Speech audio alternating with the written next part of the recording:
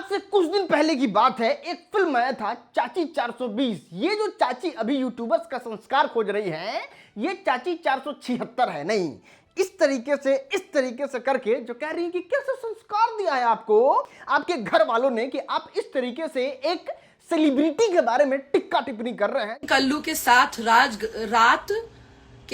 रात गजब रेले यामिनी सिंह को। क्या ये शब्द है? हाँ, रेले। क्या ये आप लोगों के यही घर में संस्कार दिए जाते हैं कि औरत के लिए ऐसे बोलते हैं? जरा इन सेलिब्रिटी का हम संस्कार दिखाते हैं, उसके बाद हम इनसे सवाल पूछेंगे कि 100 चूहा खा के बिल्ली हज को चली। नहीं, मान लेते हैं थोड़ा यूट्यूबर्स का संस्कार गलत है और थोड़ा बहुत इधर उधर निकल गया। आजकल तो जवानी चल रहा है थंबनेल थोड़ा चटकदार लिखने का, लेकिन भोजपुरी फिल्म इंडस्ट्री में अगर सबसे गंदा कोई हीरोइन है तो वो है यामिनी सिंह। कैसे, वो हम आपको एक एक करके गिनवाते हैं। सबसे पहले हम आपको गिनवाना चाहेंगे इनका गरम गोदाम। जी हाँ, खेसारी लाल यादव के साथ इनका एक होली गाना आया था जिसमें ये गरम गोदाम में खेसारी लाल यादव से रंग डलवा रही थी। और बात करें गरम गोदाम के बारे में तो इतना ऑडियंस बेवकूफ नहीं है, आप हम बेवकूफ नहीं है कि इनके गरम गोदाम में खेसारी कौन सा रंग डाल रहे हैं और उस गरम गोदाम को कौन से दो अर्थ का निकाल के उस गाने में परोसा जा रहा है, ये ऑडियंस ना समझे। ये गरम गोदाम में रंग डलवाने वाली यामिनी सिंह जो है वो यूट्यूब का संस्कार खोज रही है कि चाप दिए, रेल दिए या हाई कर दिए तो यूट्यूबर्स का संस्कार बहुत खराब हो गया। वाह, ये होता है चाची 476 का गुण। खैर, एक स्टेप और ऊपर बढ़ते हैं और इनके गाने पे चले आइए। इनका गाना है तेल।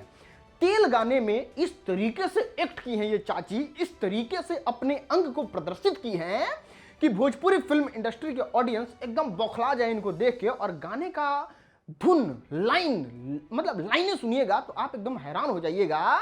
अब वो तेल लगा दी सरसों के, दर्द मिटा दी काल परसों के। और ये गाना जो है वो एक पति पत्नी वाला गाना है और वो किस चीज का व्याख्या कर रही है और ये कौन से दर्द मिटाने का गुहार लगा रही है खेसारी लाल यादव से, ये ऑडियंस नहीं समझता है, ऑडियंस बेवकूफ है। और जो यूट्यूबर्स का 1 मिलियन भी मुश्किल से व्यूज नहीं गया होगा, आपके गाने पे इतना व्यूज आया है, इतना। आंख फाड़ के गौर से देखिए ये व्यूज, ये लोगों को आपने बताया है कि सरसों का तेल लगवा के खेसारी लाल यादव से आप कौन दर्द मिटवा रही हैं। इतना ही नहीं, एक स्टेप और ऊपर चले जाइए। आपके संस्कार का बखान तो भोजपुरी फिल्म इंडस्ट्री में छिटाया हुआ है। आज से कुछ दिन पहले आप पवन सिंह पर आरोप लगाते हुए ये कह रही थी कि ऐसा है ना, पवन सिंह जो है वो हमको कॉम्प्रोमाइज करने के लिए बुला रहे थे, इसलिए हम राते राती फरार हो गए वहां से, नहीं तो मेरे साथ तो अनहोनी हो जाता, पता नहीं क्या क्या हो जाता। जैसे जो तेल लगाने का खेसारी से बात कर रही थी, जो गरम गोदाम वाला बात था, वो कॉम्प्रोमाइज में यहां भी बात था, इसलिए ये रात में ही वहां से फरार हो गई और इस तरीके का कुछ नहीं हुआ।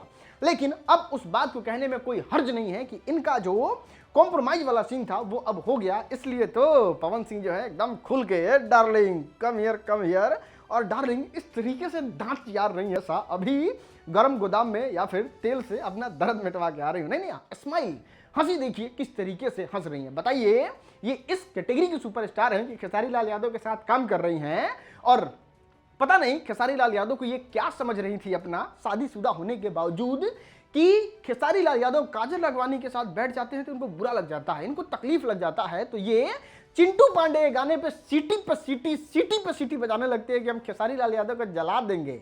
मतलब खेसारी लाल यादव के साथ जब काम कर रही थी तो अपना पर्सनल पति देव और पर्सनल मेहरारू खुद को समझ ली थी और इसलिए इनका ब्रेकअप हुआ और खेसारी लाल यादव ने कहा निकल, पहली फुर्सत में निकल यहाँ से। और इसलिए अब अपना गरम गोदाम और सरसों का तेल लेके पहुंच चुकी है पवन सिंह के पास और कुछ यूट्यूबर्स को ज्ञान दे रही है। बताइए, बेशर्म की तरह इंग्लिश में बिकॉज ये वो दिस दैट बोल रही हैं ताकि ये बहुत कूल हो जाए। बाकी ये पढ़ी लिखी पता नहीं कितनी संस्कारी हो जाए, लेकिन इनके संस्कार के बारे में बखान तो हम किए। अब बहुत सारे लोग जो है ना वो मोबाइल उठाते हैं और लगे ज्ञान पे ज्ञान देने, हाई गलत, फलना गलत, चिन्ना गलत, हाई गलत, हाउ गलत। 1 मिनट इनका हम संस्कार बताते हैं।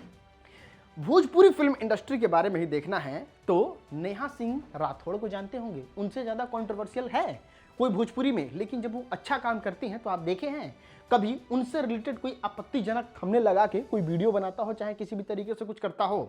चलो ठीक है, पॉलिटिकल है, पॉलिटिकल को 1 मिनट के लिए साइड कर देते हैं। भोजपुरी फिल्म इंडस्ट्री में ही कल्पना पटवारी को लेके आइए, देखते हैं कितना खूबसूरत वो गाना गाती हैं। आज तक कभी आपत्तिजनक वो तेल लगवाते, गर्म गोदाम में रंग डलवाते आप उनको देखे हैं?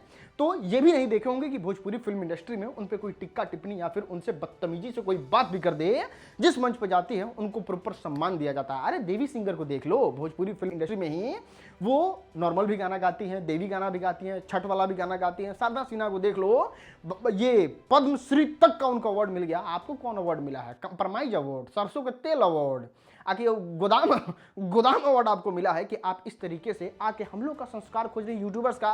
हम तो कहेंगे कि देखिए यूट्यूबर्स को इस बात पे स्टैंड लेना चाहिए और इनके बातों को एक्सपोज करके इनके सामने ही लेके आ जाना चाहिए। नहीं, अब जो है वो चाची 420 जी जो है वो चाची 476 जी जो है वो कहेंगे नहीं नहीं ऐसा बात नहीं है, कल्पना जी का तो अब खत्म हो गया उम्र, देवी जी भी अब खत्म है, ट्रेंडिंग जवान लोगों में हम लोग हैं, तो जवान लोगों पे ज्यादा लोगों का नजर रहता है। भाई किस एंगल से जवान दिख रही है भाई?